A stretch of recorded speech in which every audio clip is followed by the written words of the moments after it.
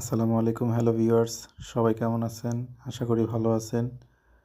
তো এবার ঈদে কিন্তু বেশি একটি ঘোরাঘুরির সুযোগ হয়নি। অবশেষে কিছু ফ্রেন্ড সার্কেল মিলে একটি পরিচিত জায়গায় চলে আসছি। অবশ্য আমার জন্য ফার্স্ট অনেকের পরিচিত জায়গাটা মাধবপুর মনতলা রাবার ড্রাম। এখানে আসলে দেখার মতো কি ঝর্ণার পানি ছাড়া আর কিছুই নেই।